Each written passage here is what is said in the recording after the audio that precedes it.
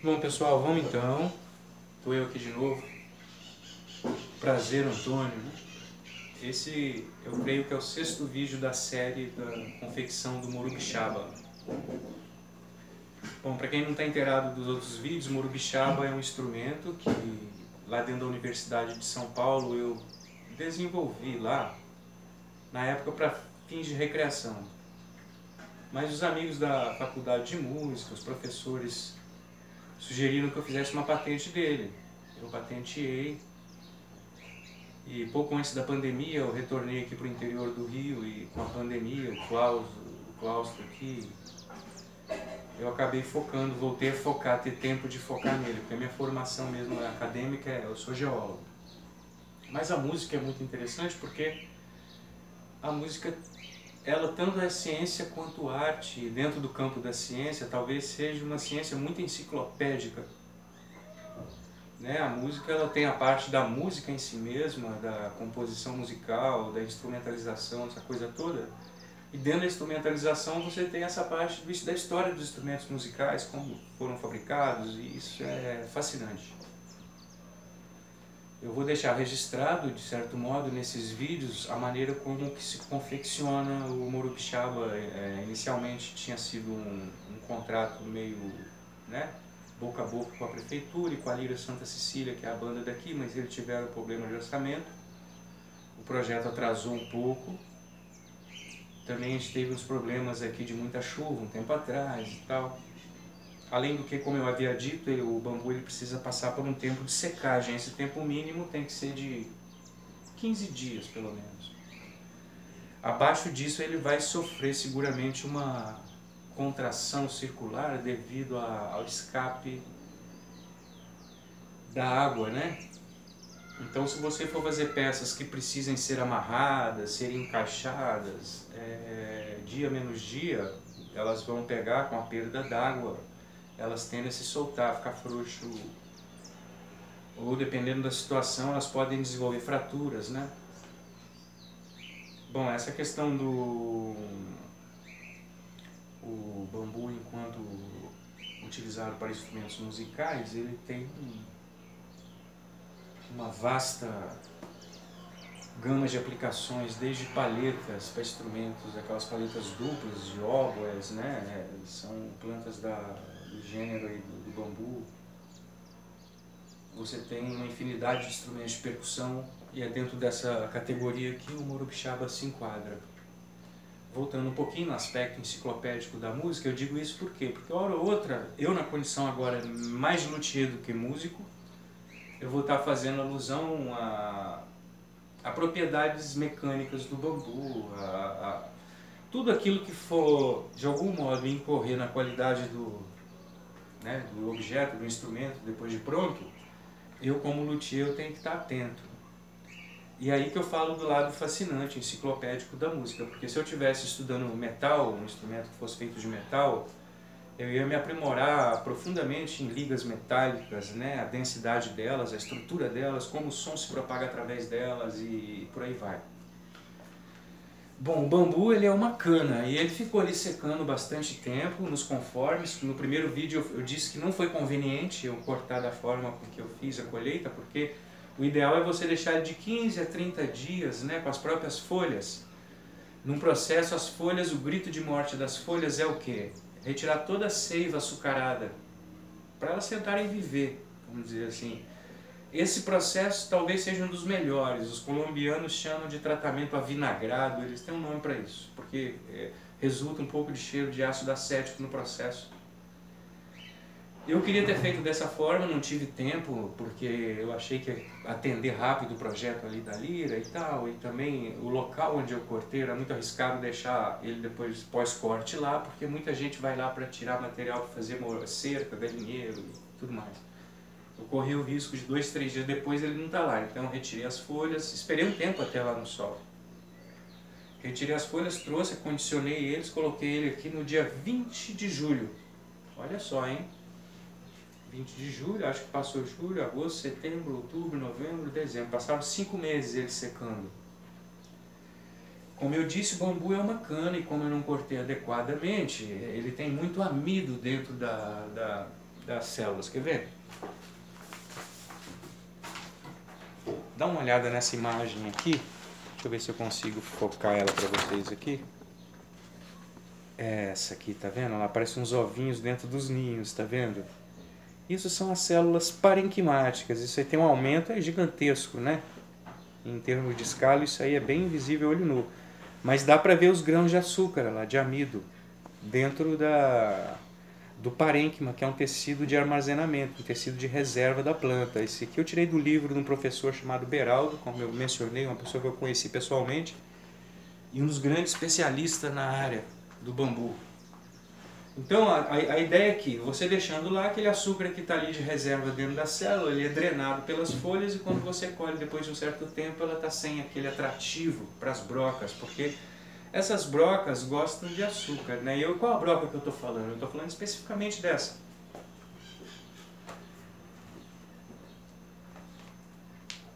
É o Dinoderus minutus. Dinoderus minutus, o nome desse danadinho aqui. Olha isso aqui. Esse besourinho aí, ó, ele não tem 3 milímetros, aí ele está logicamente ampliado aqui, né? Ele tem uma abrangência bem global, assim. Muito embora eu tenha trabalhado lá em São Paulo muito tempo com bambu e nunca tive problema com ele. E tem registro dele lá no estado do Rio, mas aqui ele adora esse ambiente de serra aqui. Tem umas variedades de bambu que se você corta aqui, um vulgaris que tem aqui perto, é na hora. Você pode até fazer todo o processo que ainda assim eles vão até lá. No meu caso, esse tempo todo que ficou aqui resultou no seguinte, quer ver?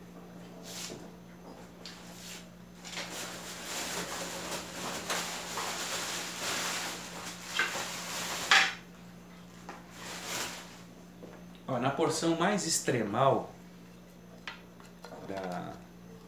da região, tá vendo aqui, ó, do colmo, né, eu cortei ele em segmentos, né, de 3 em 3 ou 4 em 4 internós, né, para facilitar o processo de transporte e secagem. A extremidades desses da base da planta, que tem muito tecido parenquimático, cheio de açúcar, não teve jeito, a broquinha se achegou, tá vendo? Mas eu peguei a tempo, elas começam pelas extremidades, né, antes de invadir o interior dos colmos, quer ver? À medida que eu fui seccionando, evoluindo no processo de confecção do instrumento, você tem nós que são descartados. Então o que eu ia fazendo? Eu ia dando uma conferência dentro deles, ó, tá vendo? Eles estão totalmente limpos e isentos das brocas. Ó. Mais um outro aqui. Tá vendo? Não tem broca nesses aqui. Então isso me assegurou que eu poderia continuar no processo. Até porque eu tive tempo suficiente de deixar no sol de rachar e aplicar o inseticida em pó, né? Deixar um tempo, depois eu tiro com uma escovinha. Ele não é um instrumento que vai à boca, é um instrumento de percutir, então não tem problema no interior dos nós, esse pozinho que afugenta as brocas. Então eu cheguei a tempo. Em alguns casos eu tive que recuperar, porque assim, ó, como é o nosso querido morubixaba, esse instrumento, deixa eu tentar. Pera aí, pequenininha, pera aí que eu já te atendo, pera aí. Toma aqui um pouquinho, vou dar um pouquinho de ração para minha gatinha aqui, que era a coisa mais linda do mundo. Olha ela aqui, gente, ó. Ah, aparece no vídeo aí pra eles, dá tchau, oi. Olha a comida. Então eu tenho um esquema já pronto aqui,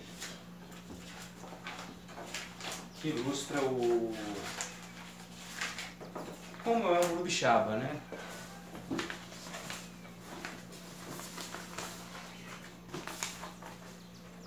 Olha, esse aqui foi um esquema que eu fiz lá assim na transição na 2000, 2001 e tal, ainda é xerocado, mas olha só como ele é, quer ver? Ele parece um tipo de árvore de Natal, ele fica assim deitado à sua frente.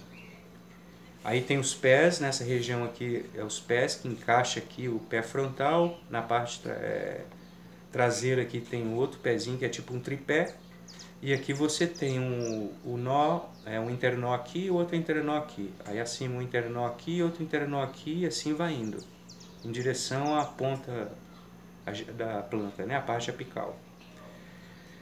Então fica Dó, Dó sustenido, Ré, Ré sustenido. Se for essa a escolha da escala, o que eu estou fazendo vai começar em Lá, aqui. Bom, então essa é a ideia. Tem uma numeração aqui indicando as partes, né? Uma legenda que eu fiz, mas não está presente aqui. São as duas baquetinhas aqui que são utilizadas.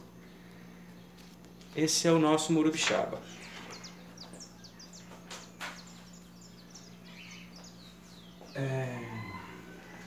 Então vamos falar então do corpo da planta e da utilização do corpo da planta para confecção. Como são as partes? Como eu vou utilizar essas partes na construção do instrumento? Eu vou pegar um esquema aqui e vou desenhar para vocês. Quer ver?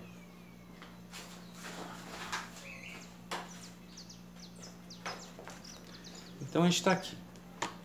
A gente tem então um colmo de bambu, né? Tem lá seus 20, 30 metros.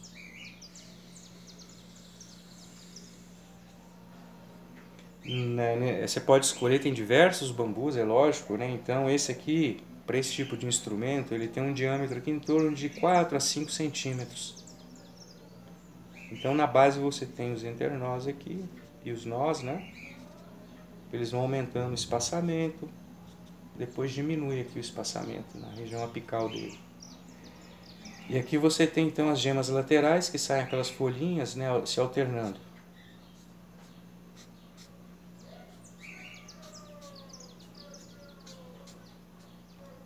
Por aí vai.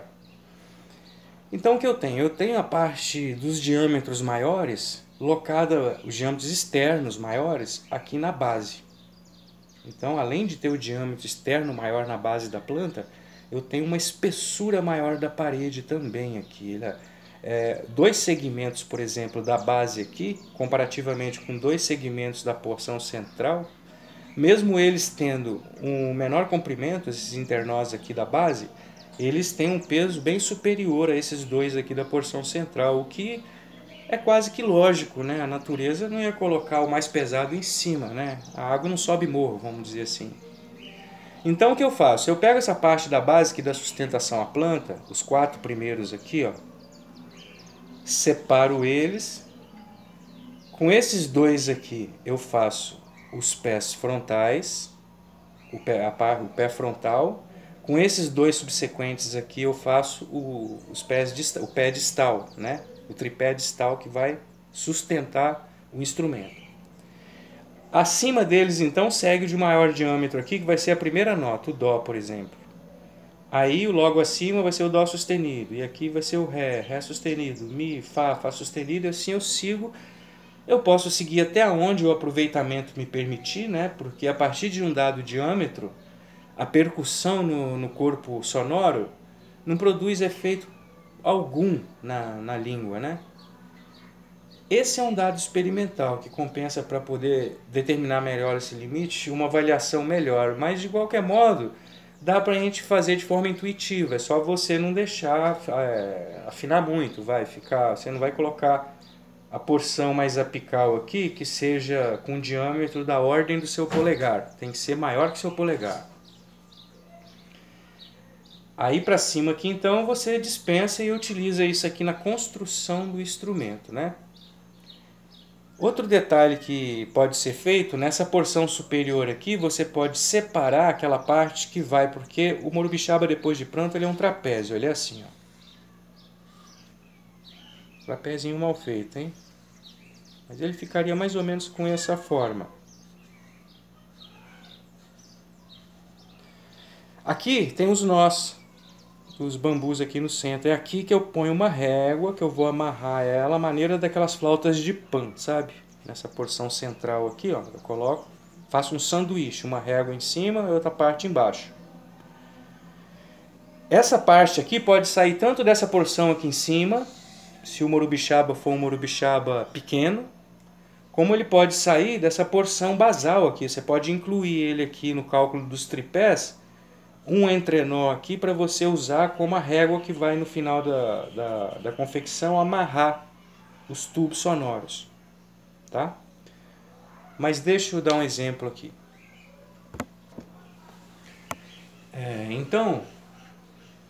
Vamos recomeçar o vídeo aqui. Eu tive que dar uma pequena pausa para atender as necessidades da minha gatinha. Então vamos começar o raciocínio da construção de instrumento seguindo da base, né? Como eu acabei de descrever, da base para o ápice do caule. Então na base o que eu vou ter? A parte mais basal do caule, que é essa daqui, os dois primeiros nós, ó, entre nós e nós, eu vou seccionar ele para fazer os pés. Né? Aqui eles ainda estão no estágio inicial, mas eu já cortei, isso aqui depois vai abrir, eu vou lixar, limar. Uma vez que eu abrir ele com umas reguinhas, ele vai servir de sustentação. Esse aqui então é o frontal.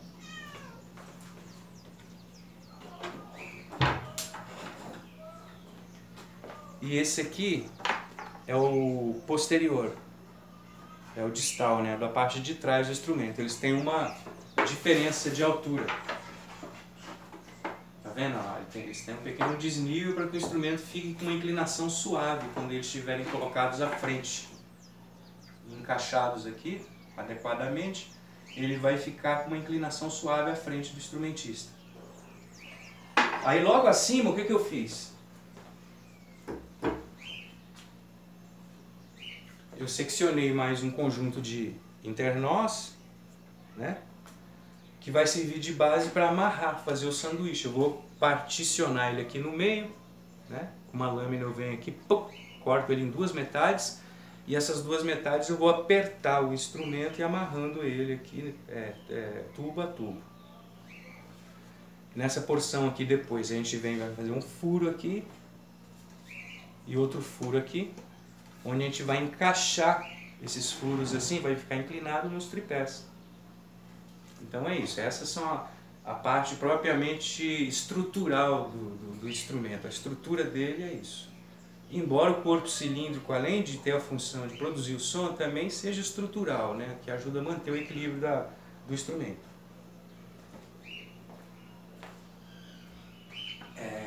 Bom, só para retornar aquela broquinha então, né? É bom ficar atento a esse tratamento que eu deixei de lado aqui, em certo sentido. Por que eu fiz isso também, de deixar de lado? Por quê?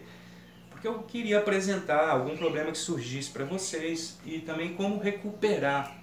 Quais são as técnicas que eu uso para recuperar. Um material que chega nesse estágio aqui, nada mais recupera ele. Ok? Aliás, para essa finalidade, seria muito difícil recuperar ele para essa finalidade naquele estágio ali. No entanto, quer ver um dos pés? Ó? Não sei se vai estar muito visível, mas no interior desse aqui, você tem os furinhos de broca ali, tá vendo? Aí o que eu fiz aqui? Eu peguei... Tem muitas no mercado, essa aqui é muito boa. Ela tem que ter alta fluidez de preferência, porque ela vai ser succionada pelos vasos, pelos tubinhos, né, pelas galerias que esse besouro faz. Ela vai ser puxada por capilaridade. Então, se ela for muito viscosa, ela não vai conseguir penetrar profundamente nessas galerias. Mas se ela tiver uma secagem que demora e ela tiver uma fluidez alta, ela penetra perfeitamente, sela tudinho. E eu vou dizer, depois que ela polimeriza, é mais difícil quebrar outra parte do corpo aqui do que por onde ela está ali, porque ela entra mesmo nas fibras, é muito resistente, é ótima essa aqui. Em situações que eu diria essa aqui está bem no limite, né? Eu estou aqui recuperando o material com ela e também depois eu vou colocar aqui uma abraçadeira, né, para garantir que quando eu abrir o pé, isso aqui não sofra nenhum tipo de fraturamento, tanto nesse aqui quanto no outro.